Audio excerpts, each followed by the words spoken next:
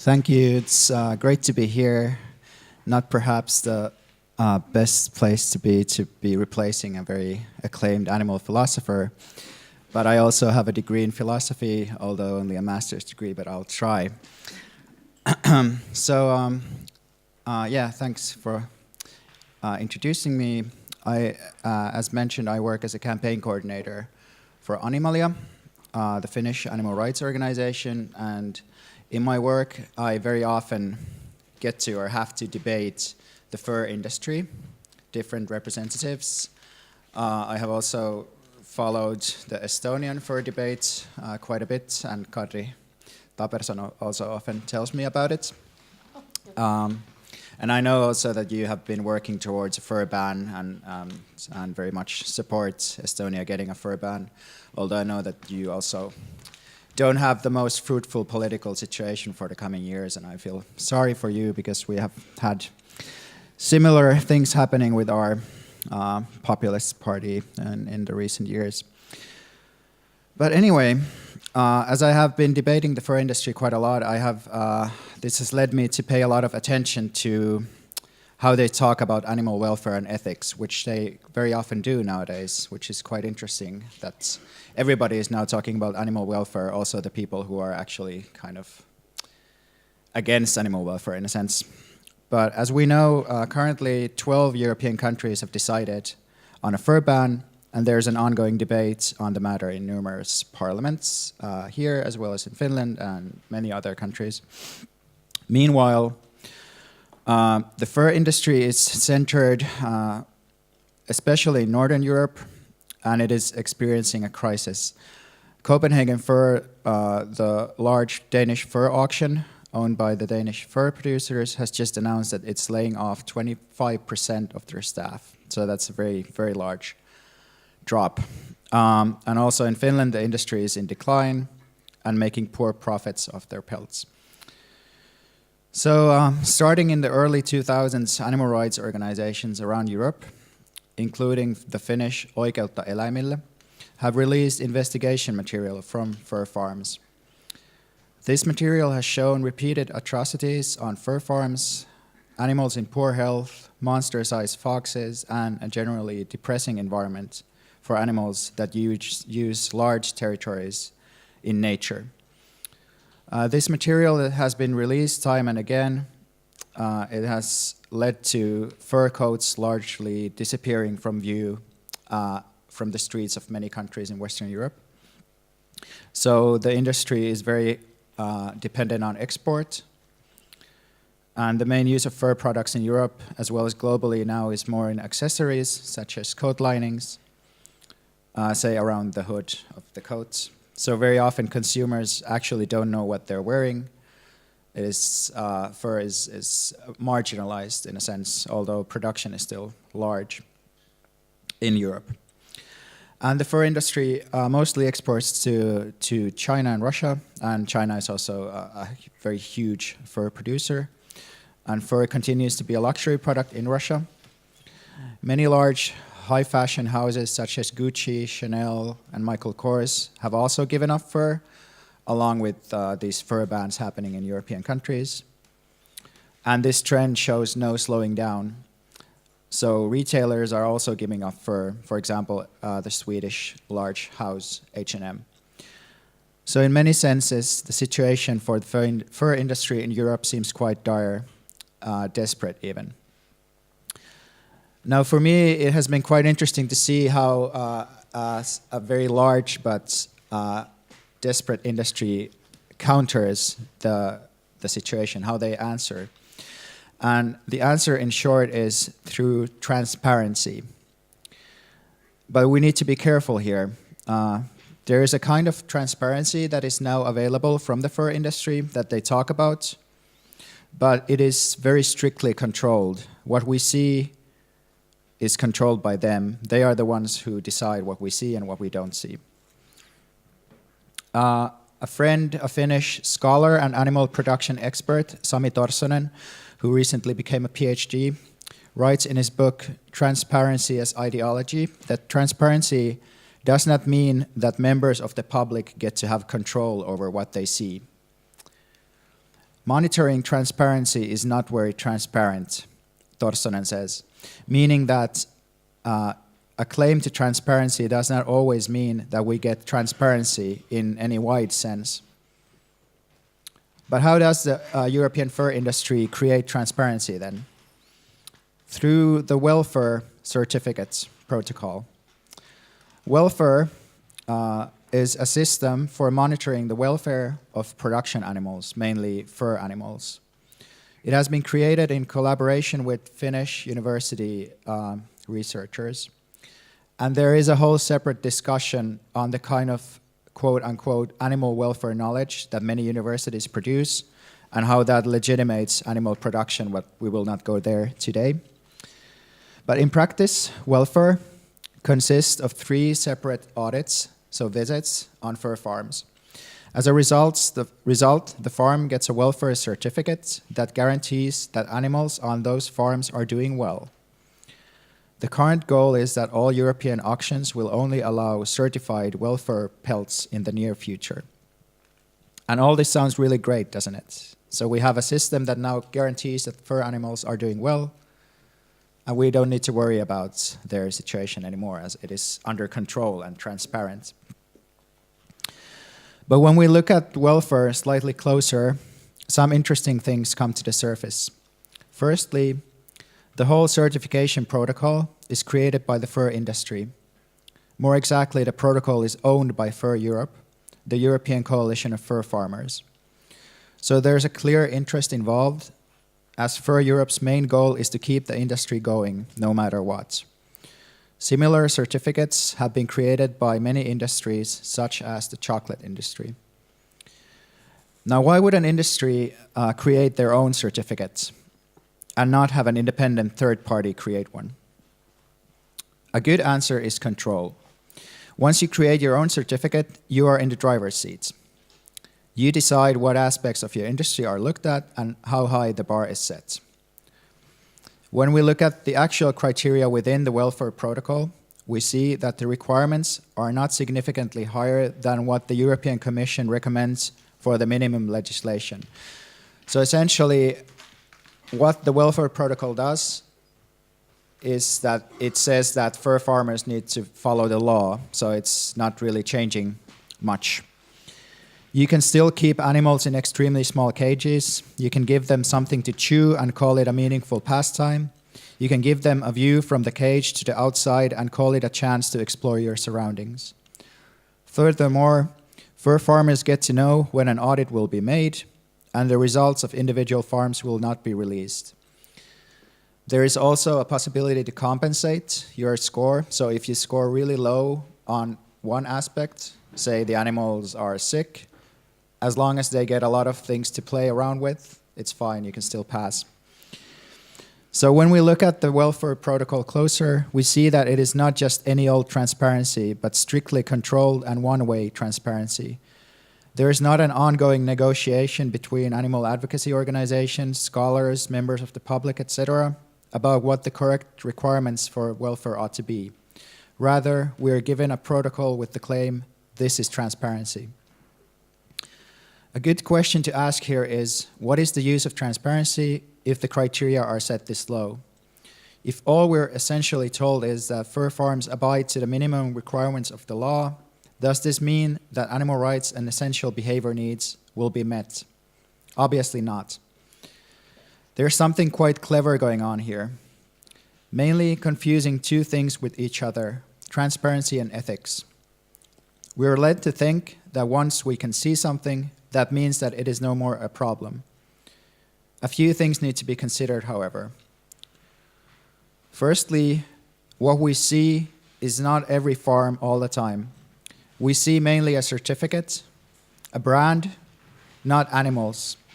We're not given camera surveillance of any given fur farm. People are still shot if they enter a farm, or they can be, at least. That has happened in Finland in the past.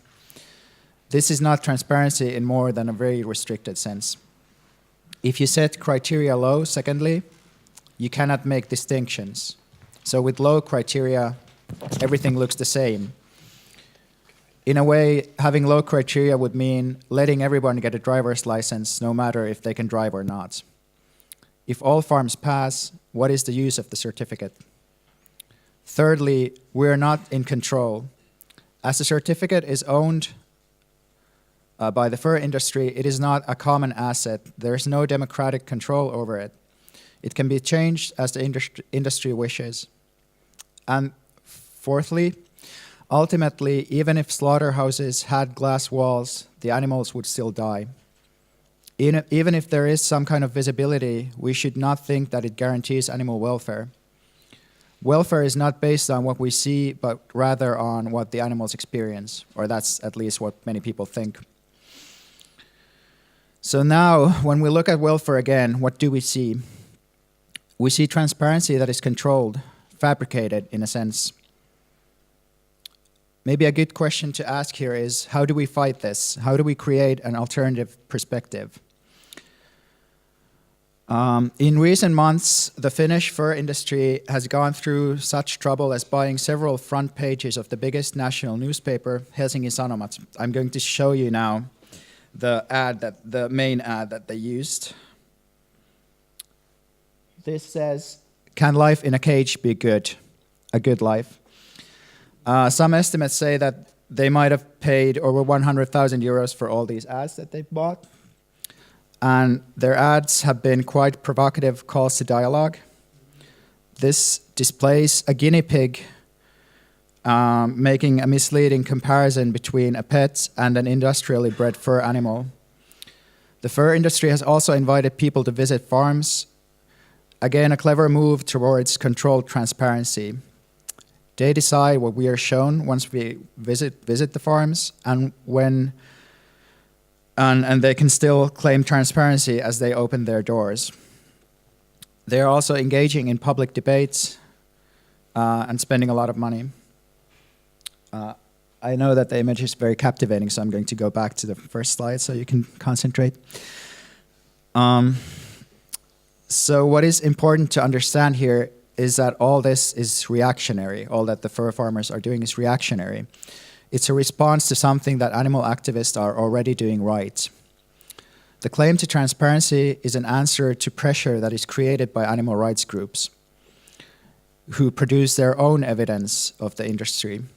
We don't need to claim that what animal rights groups produce is the absolute truth. Rather, it is a perspective that is not based on financial gain. In a way, it can be said that animal rights groups are the source of transparency. It's been their central tool since the beginning to reveal things that the industry wants to be left unseen. So in a way, the industry is just copying the transparency claims, trying to make it their own. And the fur industry's perspective is one that attempts to keep making profit off animals until the end. So in a way, the perspective is always going to be flawed in a very specific way. So producing our own perspective as animal rights activists is very important, as well as making it a visible part of public debates. We need to adapt to what the industry does, of course, but so far they have been spending loads of money on claims to transparency that can be countered by citing legislation, requirements, and releasing investigation material from fur farms. Both Finnish and Estonian parliaments are debating new laws to ban fur farming every now and then. One important thing to keep in mind is that certification is a way for the industry to escape politics. They are against all improvements in animal welfare through legislation. They want to keep control to themselves, off the hands of the public, the demos, that decides democratically. Often the industry claims that they are a legal source of income when there are debates, parliamentary debates or other debates. This claim is a reference to their autonomy, that they should be able to decide for themselves and the public ought to keep their hands off this industry. Certification is offered as an alternative to legislation, so alternative to politics. It's also a claim to expertise. They deal with animals every day, so let them also take care of animal welfare. I've often replied to this legal source of income claim by simply saying, let's change the law then. This was my short presentation, so I thank you and welcome questions if you have any. Thanks.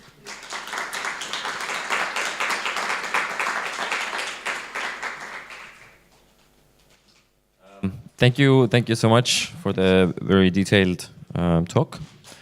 Does anyone have any questions? Yes?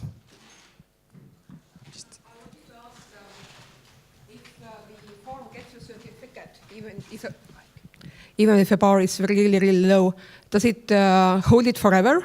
Is there some kind of time limit? Or is it just that I clean my house once and then I get a certificate forever?